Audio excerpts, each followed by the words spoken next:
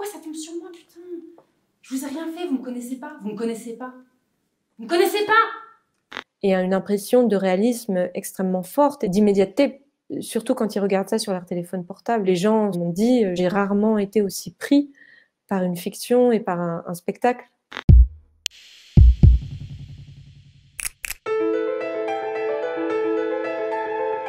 Jeanne d'Arc, exactement, Jeanne, DARK, c'est le pseudo Instagram d'une jeune fille de 16 ans qui s'appelle Jeanne et qui vit dans une banlieue pavillonnaire d'Orléans. Ça fait depuis quelques mois qu'elle se fait harceler, etc. sur les réseaux et puis aussi au lycée. Elle subit des moqueries, des railleries autour de sa virginité et un soir, en fait, alors qu'elle est seule chez elle, elle décide de ne plus se taire et elle lance un live sur Instagram, déjà pour parler de ce qu'elle vit et puis ensuite pour parler d'elle et pour essayer de rétablir une certaine vérité sur elle-même.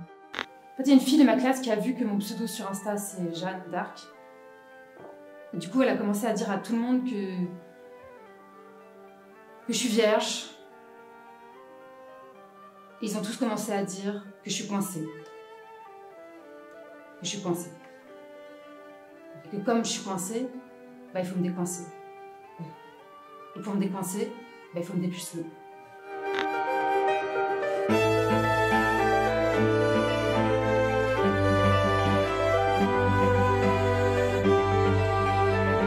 J'ai eu l'idée avant le Covid de cette pièce à la fois en ligne et à la fois au théâtre. L'ambition en fait de la pièce, c'était d'ouvrir le théâtre à plein de gens qui n'y vont plus, pour plein de raisons différentes, parce qu'il y a des barrières sociales, parce qu'il y a des barrières culturelles, parce qu'il y a des barrières de prix aussi, et puis de capital symbolique qu'a le théâtre. Et c'est vrai que je pense que tout mon effort à travers mes pièces, c'est de mettre en scène ce qui est d'ordinaire exclu du théâtre. Et c'est vrai que là, la pièce et le fait que ça se passe sur Instagram, ça me permet en fait de rentrer dans le quotidien des gens, d'amener mon théâtre vraiment au cœur, dans ce qui fait leur quotidien, ce qui comble tout leur temps mort, c'est leur téléphone portable.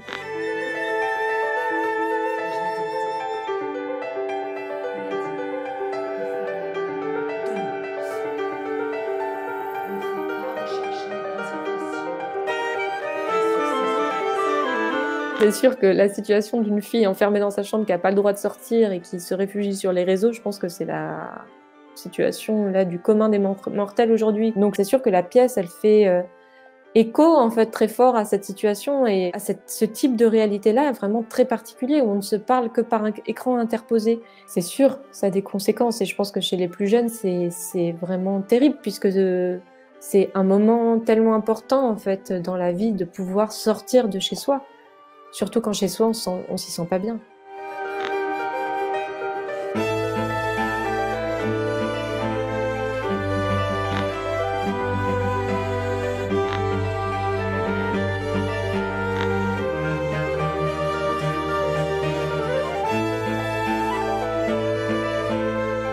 Tu parles à qui, Jeanne? Tu entends de la voix. En fait, il y en a qui nous font vraiment rire. Par exemple, tes narines sont les portes de l'enfer.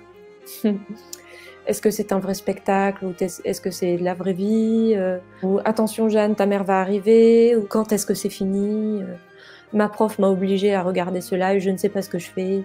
Donc on a vraiment tout et n'importe quoi et parfois des gens qui parlent entre eux. Par exemple, j'ai envie de faire une raclette, qui veut manger de la raclette avec moi. Voilà, et donc pendant 5 minutes, il y a des gens qui parlent de raclette pendant le spectacle.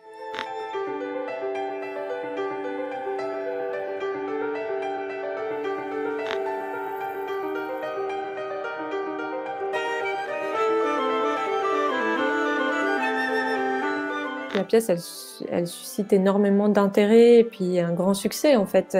C'est pas rare que parfois on ait des représentations où en fait finalement il y a 500-600 personnes qui ont vu la pièce. Il y a énormément de demandes pour l'année à venir et même celle d'après encore. Donc en fait, dès que les théâtres ouvrent, de toute façon nous on joue, on est là, hein, on va pas lâcher les plateaux de théâtre comme ça. Ah, merci pour les petits cœurs.